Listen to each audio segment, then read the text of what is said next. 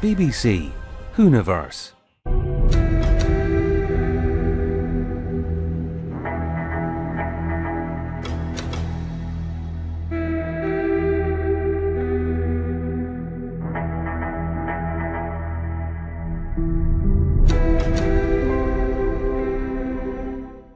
The Well had a reunion no like other. What I mean by that is that when you watched The Well, a villain returned with a new angle. So, returning of villains such as, let's say, the Daleks, right? Design change? No. Can they fly? Yes. Colour change? Yeah. But same essence of design. The Cybermen, it's one more thing. Same sort of design, you recognise that as the Cybermen immediately. The Ice Warrior, same sort of design, recognise immediately. Now, in Midnight, you did not see said creature. You knew it was there, and it had certain abilities. Now, even though, if you think of, so we were monkeys and chimps and apes, and we evolved. So you expect jumping 30 odd, 35, 50 odd million years in the future, you would expect a villain that was never killed off in its original run to get a complete makeover. And so that means that we've got a complete makeover for the villain in The Well to make the villain more powerful, to make him more deadly, and to make him more terrifying, because in The Well you have Rosie and Elias having the creature behind her.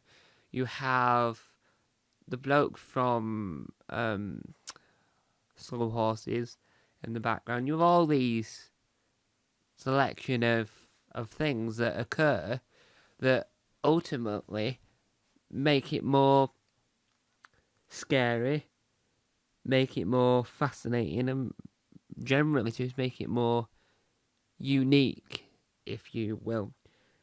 Now, the element that we're going to discuss in this part of the video, if you're watching this as an omnibus, if you're not and you're watching this part 2, well, the microphone's about to die, so this might be a 3-parter situation. So, when you really look at the way that omnibuses generally work, it might be a 3-part of this.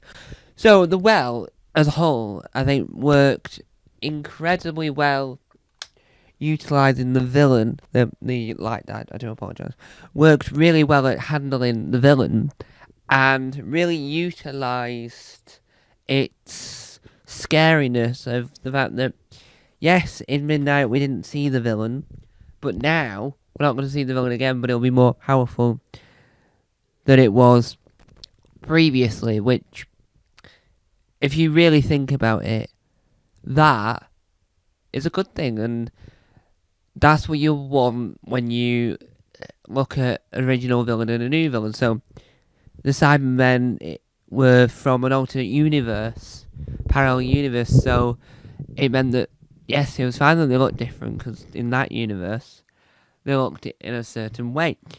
And I think that the more you have returning villains, you have to sort of, like, adapt, returning characters, if you will, but you have to sort of adapt the way you make them to make sure that it matches with the style of storytelling for this generation, for this time period. And if you really think about it, that could be, and that sometimes is, a very tricky way of working, and not everyone finds that easy, and some writers might struggle with certain characters.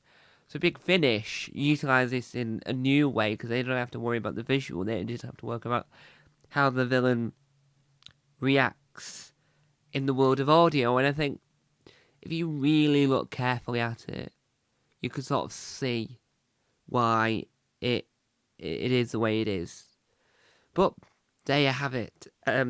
This was a short video because in the first part, this is a short segment, sorry, because in the first part, which is, if you're watching the omnibus, it's the earlier bit, I forgot to mention the well, and forgot to mention the Midnight Monster.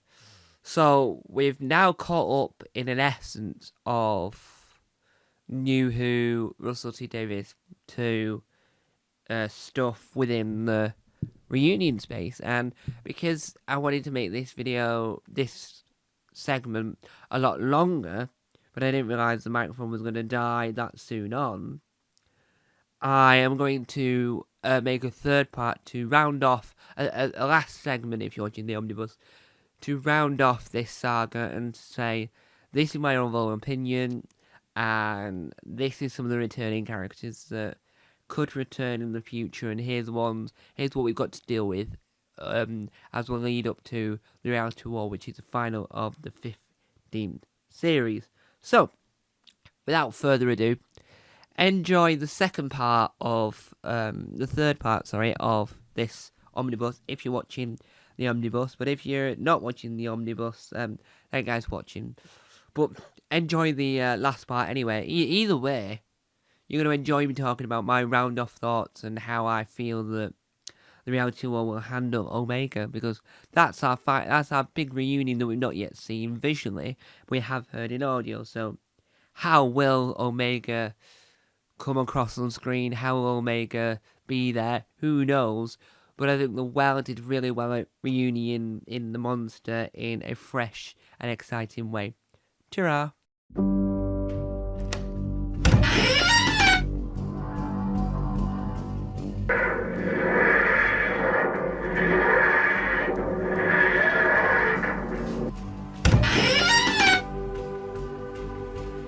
Don't forget to subscribe to the official Tom Mason YouTube channel.